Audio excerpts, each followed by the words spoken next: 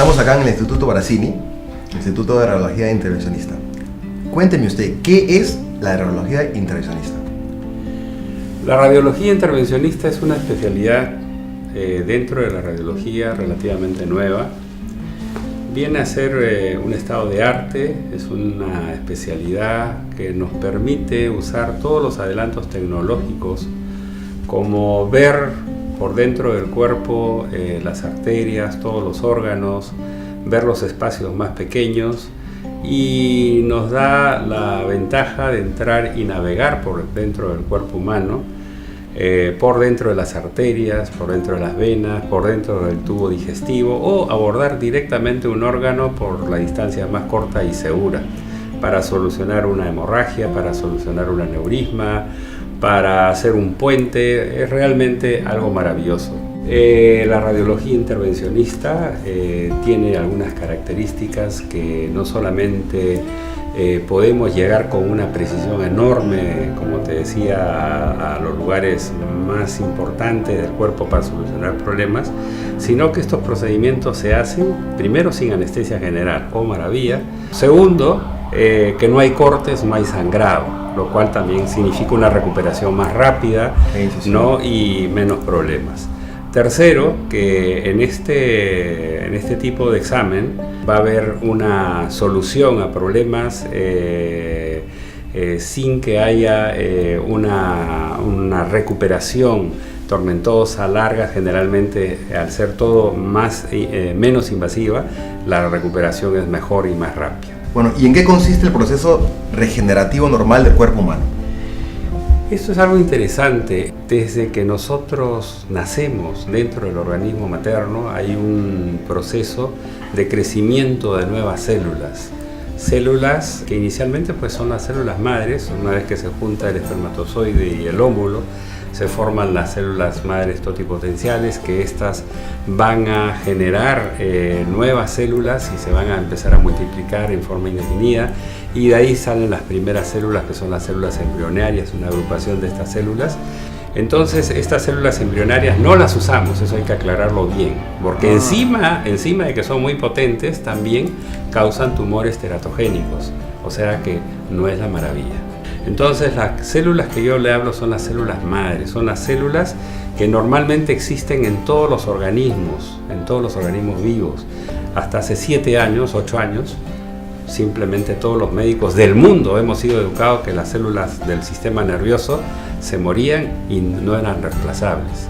Eso no es cierto, eso ya se demostró con experimentos tremendamente muy serios, con trabajos científicos totalmente certificados y todo, que eso no es cierto. La célula nerviosa también se repara, quizás en menor grado, pero sí se renueva, ¿no? Entonces eso es muy importante, porque hay algunas enfermedades que pueden ser tratadas con las células madres. Realmente las células madres se están usando en varios distintos tipos de enfermedades. Del sistema nervioso, la enfermedad de Parkinson, donde mejora mucho de sus síntomas. La mejora no podemos cuantificarla en decir ni generalizarla, que decir que en todos vamos a mejorar una barbaridad.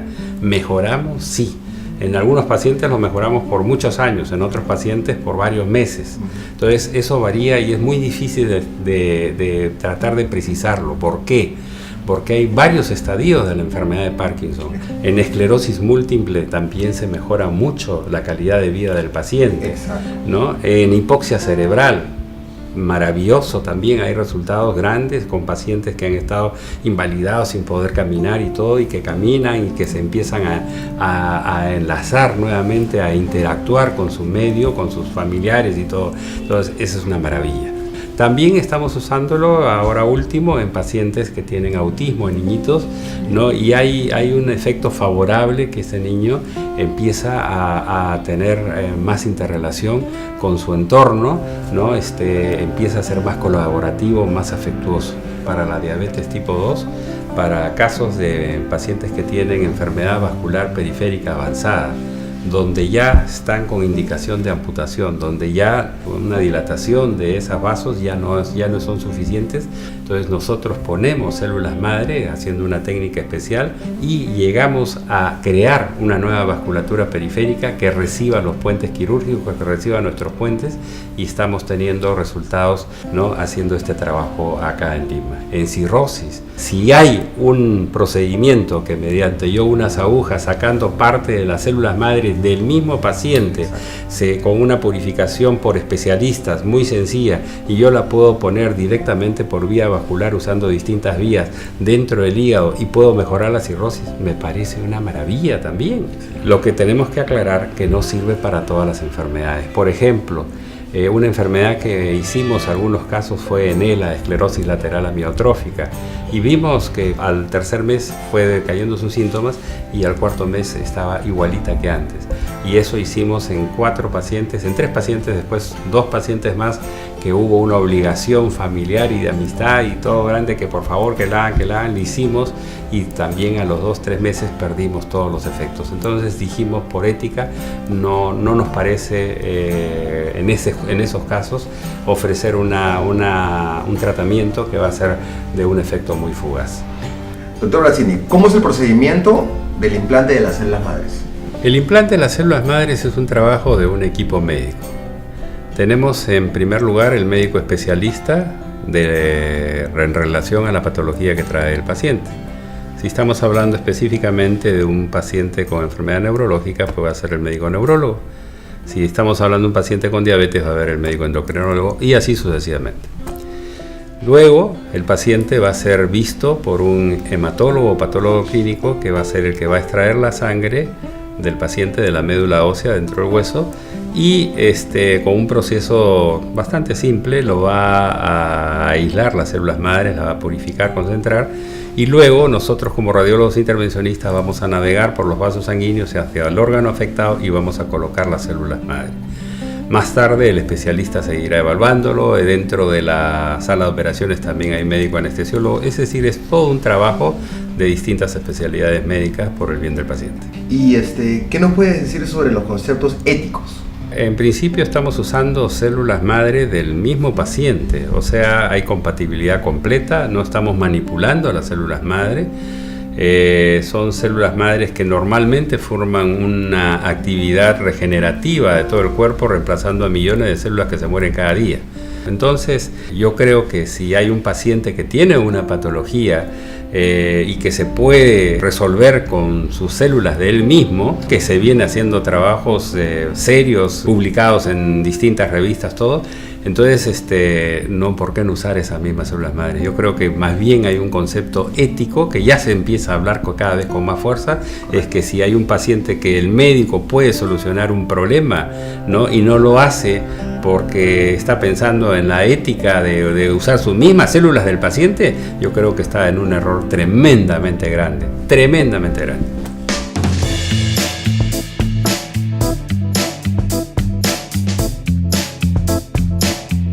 La radiología intervencionista es una especialidad de vanguardia, fruto del avance tecnológico y científico, donde nos permite navegar con mucha precisión a través del cuerpo humano desde la cabeza a los pies. Los discos intervertebrales están entre las vértebras y ellas tienen una función de hacer como unas almohadillas o unos cojines que van a poder soportar todo el cuerpo de las vértebras y a la vez van a poder permitir el movimiento. Este disco intervertebral, que es el que está entre las vértebras, va a tener una parte central, que es el núcleo pulposo, y una parte periférica, que es el anillo fibroso. Al pasar el tiempo, estos se van a ir desgastando y va a ir pasando el núcleo pulposo, que es como gelatinoso, va a ir avanzando hacia la periferia, porque este anillo fibroso se va desgastando. Al ir desgastándose, vemos se va a inflamar y va a poder salir a través de los agujeros. ¿Qué es lo que vemos? Esto es una hernia discal. La hernia discal es una protrusión que está saliendo desde el núcleo pulposo, de la parte interna del disco intervertebral, y lo que va a hacer es apretar las raíces nerviosas. Eso es lo que va a causar la sintomatología. La sintomatología va a depender de dónde sea el nivel de la columna que afecta. Entonces, si por ejemplo la hernia viene del nivel cervical, va a haber un dolor cervical y una irradiación hacia el brazo. En la columna lumbar, lo que vamos a ver es que puede haber dolor en la columna lumbar y puede haber, dependiendo si está apretando el nervio, puede haber una irradiación hacia los miembros inferiores. La patología discal es tan frecuente que hasta el 90% de los pacientes no necesitan un tratamiento. En el otro 10% sí va a necesitar un tratamiento. Entonces nosotros debemos evaluar con resonancia magnética y un examen físico exhaustivo para ver si necesita este tratamiento. Nosotros como radiólogos intervencionistas ofrecemos un procedimiento que se llama la nucleoplastía descompresiva. ¿De qué se trata este procedimiento? Es una técnica mínimamente invasiva que nos permite descomprimir el nervio. ¿Qué significa esto? Que podemos realizar el procedimiento sin anestesia general, sin hacer uso de cortes, sin sangrado, con pronta recuperación y con mínimos riesgos, donde vamos a introducir una aguja al disco intervertebral y vamos a poder descomprimir el nervio, es decir, sacar unos pedacitos minúsculos que va a hacer que esta presión que hay adentro y que está comprimiendo el nervio ya no exista. Después del procedimiento, el paciente pasa una noche en la clínica solo para observación. Al día siguiente ya el paciente está en su casa y va retomando los ejercicios paulatinamente hasta que en un lapso de 1 a 3 semanas puede retomar su vida normal. Existe otra patología que es el síndrome piramidal. Este es el músculo piramidal que está en contacto con el nervio ciático. Cuando este músculo se inflama, puede haber dolor en la nalga y también puede haber un dolor o una sensación de irradiación hacia la pierna afectada, que la llamamos ciatalgia. ¿Qué podemos hacer como radiólogos intervencionistas? Podemos hacer una infiltración al músculo piramidal por vía ecográfica y fluoroscópica. Podemos ingresar al músculo y ponerle una mezcla anestésica esteroidea que hace que alivie este dolor. La radiología intervencionista también puede ofrecer un tratamiento extraordinario para las fracturas vertebrales. Las fracturas vertebrales generalmente son causadas por osteoporosis, pero también puede ser causadas por cáncer o metástasis óseas, hemangiomas vertebrales, trauma vertebral o exceso de corticoides. En estos casos va a haber un dolor intenso, agudo, en el sitio de la fractura vertebral. Lo que necesitamos evaluar es la resonancia magnética. Por ejemplo, acá vemos una columna vertebral con una vértebra que está colapsada. Aquí la vemos colapsada, aquí la vemos colapsada, pero esta secuencia es una STIR donde suprime la grasa y podemos ver que esta vértebra tiene un edema adentro de la vértebra. Esto significa que hay inflamación y que es agudo y que esta fractura debe tratarse. El procedimiento que se debe realizar es una vertebroplastía percutánea. Es decir, este consiste en ingresar cemento acrílico óseo quirúrgico al interior del cuerpo vertebral. Es decir, solidificando la vértebra y fortaleciendo la columna vertebral, evitando que otras vértebras se aplasten. Este procedimiento tiene múltiples ventajas. Es un procedimiento mínimamente invasivo en el que no necesita cortes, ni suturas, ni anestesia general. Solamente se le pone una vía endovenosa y a través de ahí solo una sedación para que pueda estar consciente en el examen. La vertebroplastía tiene excelentes resultados. Es uno de los procedimientos más gratificantes, pues alivia el dolor hasta en el 90% de los pacientes inmediatamente. Es importante recalcar que el día de hoy un paciente con una fractura vertebral no debe tener un dolor permanente con un uso de corsés y solo reposo. El día de hoy existe un tratamiento para las fracturas vertebrales que es la vertebroplastía percutánea.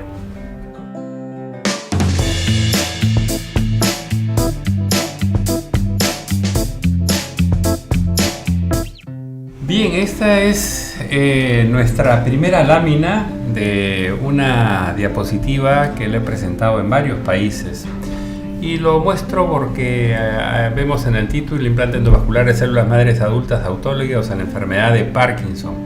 Y como ven ustedes, se está mostrando acá a radiólogos intervencionistas, médicos investigadores, un médico neurólogo, ¿no? 2 médicos patólogos clínicos, es decir, es un equipo médico de distintas especialidades que nos estamos involucrando en el tema. En este artículo del 2003, la doctora Macy, una doctora de Hungría, presenta un estudio post-mortem de mujeres que habían recibido trasplante de médula ósea de donantes varones. Y ella demuestra con pruebas de fluorescencia histoquímica que habían neuronas marcadas con cromosoma Y que venían del donante varón. Eso demostraba que las células madres que habían recibido ellos en la médula ósea de estos pacientes habían entrado al cerebro y habían generado neuronas. Esto fue revolución. Se rompió el mito de que las neuronas no se generaban nuevamente, o sea que sí también se autogeneran. Y esta es otra cosa muy interesante, que es New England Journal of Medicine, una revista muy famosa, donde dicen que encuentran células madres en todos los cerebros de todas las personas que están alrededor de los ventrículos cerebrales, acá donde están marcados. También es otro hito grande. Si las células madres no pasan el cerebro, ¿qué hacen todas estas células madres en todos los cerebros de todos los humanos dentro del cerebro? También rompió el mito y eso fue 2005. Y esto es la enfermedad de Parkinson, como ustedes saben, ¿no? Que afecta la sustancia negra que está dentro del mesencéfalo, nuestra estructura mediana posterior, ¿no? Y que es la que produce la enfermedad de Parkinson al no existir estas neuronas dopaminérgicas. Estas son escalas de valoración de la enfermedad de Parkinson. Hemos hecho todas estas escalas para ver cómo van nuestros pacientes después de aplicarle células madre, y en esta escala, ¿no? Se hacen varias preguntas al paciente que evalúan el estado mental, la actividad de la vida diaria, la exploración motora y las complicaciones del tratamiento, que es las complicaciones del tratamiento cuando no existían células madre por los fármacos. Y esto es una diapositiva de dónde se sacan las células madre, no es en la cresta ilíaca. Son patólogos clínicos que hacen punción, todo como ven es con condiciones de esterilidad, campos estériles, y sacan más o menos 300-350 centímetros cúbicos de médula ósea. Y esto se centrifugado y ahí van a sacar el plasma rico en plaquetas y van a sacar las células madres que son sobrenadantes al medio, ¿no? Y acá están las células mononucleares, que son todo este tipo de células que se encuentran en la médula ósea después de la centrifugación. Entonces se hace también citometría de flujo para ver qué cantidad de células hay por centímetro cúbico. Y para implantar las células entramos por vía arterial, por la arteria femoral, navegamos por las arterias, no vamos a pasar toda la aorta abdominal, la aorta torácica, vamos a pasar al lado del corazón y vamos al cerebro, y ahí agarramos cada uno de los 4 vasos principales del cerebro donde vamos a poner las células madre.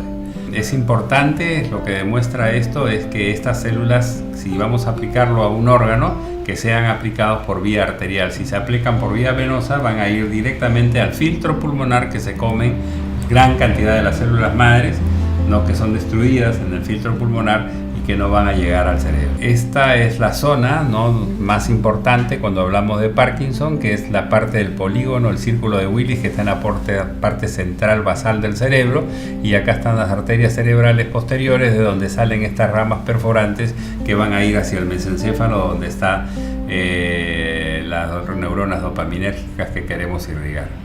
Y esto es un cuadro que es interesante, que lo voy a mostrar, porque miren lo que pasa en un paciente que tiene un 90% de mejoramiento. Miren, llega el paciente con una afectación acá, a este nivel, ya que está bien alto. Mientras más puntaje, es más alto el nivel de acá de esta barra. Si este paciente seguiría así por 3 años, hubiera estado acá, mucho más afectado. Pero ¿qué pasó? Le pusimos células madres y en vez de que este paciente siga subiendo, mejora tremendamente, bajan todos sus síntomas y sigue mejorando hasta el año. Y baja tremendamente. Y en los 3 años regresa un poquito, pero mire dónde está ahora, acá a los 3 años, y dónde hubiera estado a los 3 años más tarde. Eso es contundente, eso gusta mucho cuando se habla de presentaciones científicas. Y esto de la conclusión es muy importante. No vamos a curar la enfermedad de Parkinson, pero sí reduciremos considerablemente las limitaciones funcionales, mejorando la calidad de vida.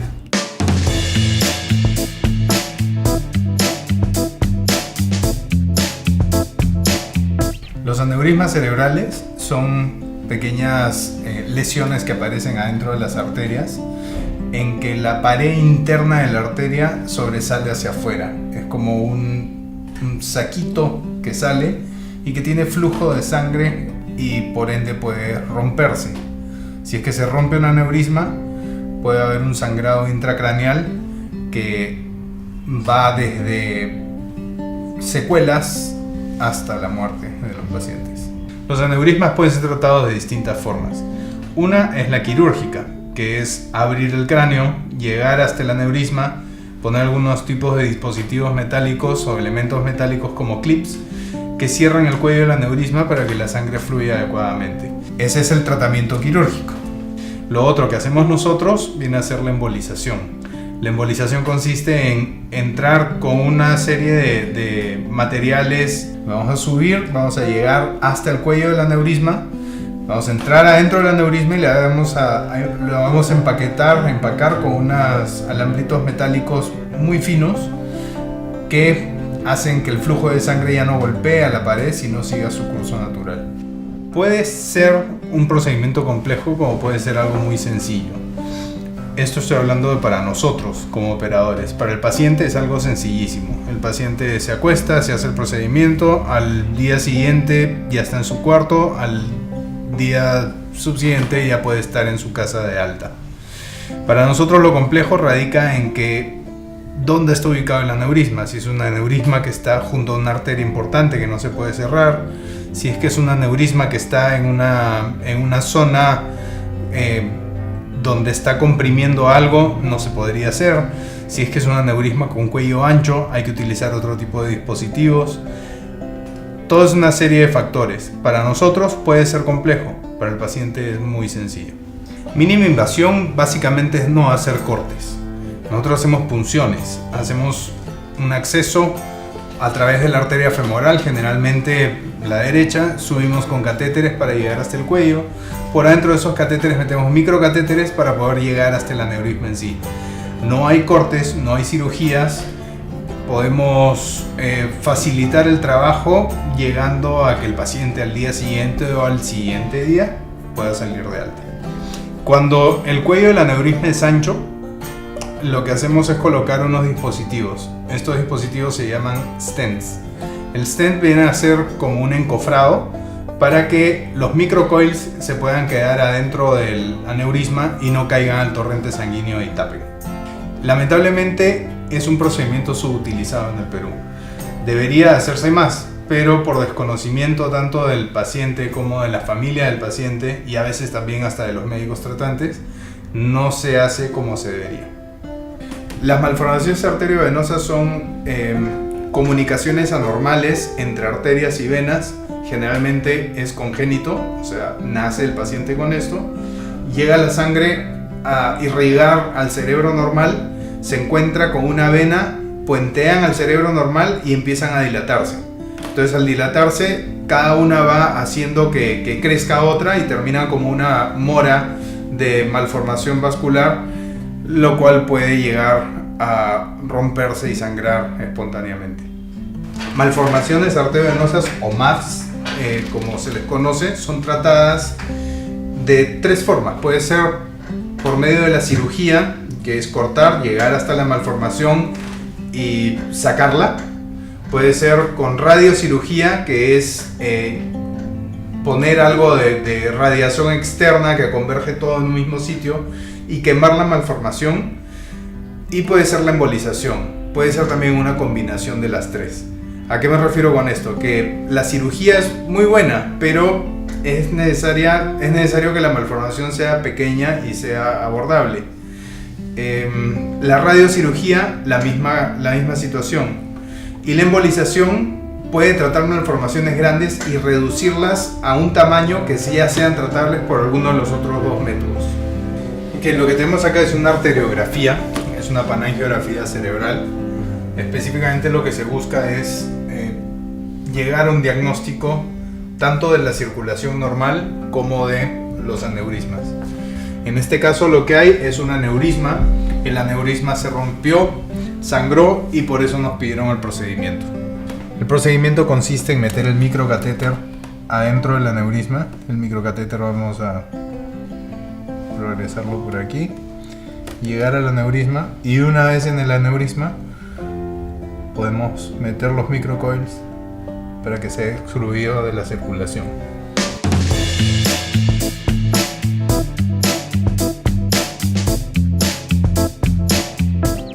La embolización de arterias uterinas consiste en entrar a la arteria femoral con un catéter, subimos con este catéter y llegamos hasta la arteria uterina. Una vez en las arterias uterinas, vamos a poder inyectar unas pequeñas esferas que son unas partículas que van a ir cerrando la circulación hacia los miomas. Vamos a empezar a embolizar utilizando unas partículas pequeñas que llegan un poco más distal y le quitan la circulación al mioma. Y luego con partículas un poco más grandes, cierre de flujo un poco menos distal, logrando así el infarto que buscamos de los miomas. Estas son las partículas que utilizamos para hacer la embolización. Son esferas muy pequeñas, calibradas a un tamaño específico. En este caso son 700 micras. Pasan por adentro de un catéter y un microcatéter, permitiéndonos el cierre de la circulación hacia los miomas. Es un procedimiento bastante tolerado por las pacientes y es un procedimiento que evita una cirugía mayor.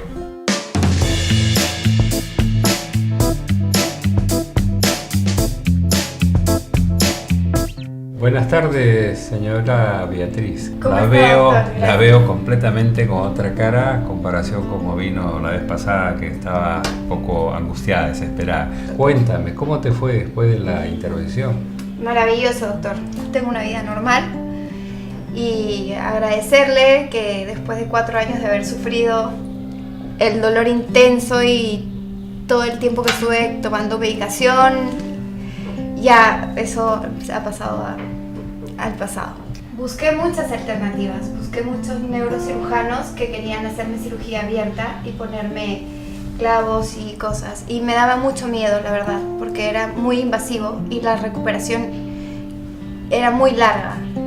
Y gracias a Dios encontré esto, que con 3 incisiones de agujas simple y 3 curitas, y al día siguiente estuve perfecta. Qué bueno, qué bueno. Sí. O sea, ¿usted recomendaría este procedimiento? 100%, no lo dudé, no tendría duda alguna de recomendarlo.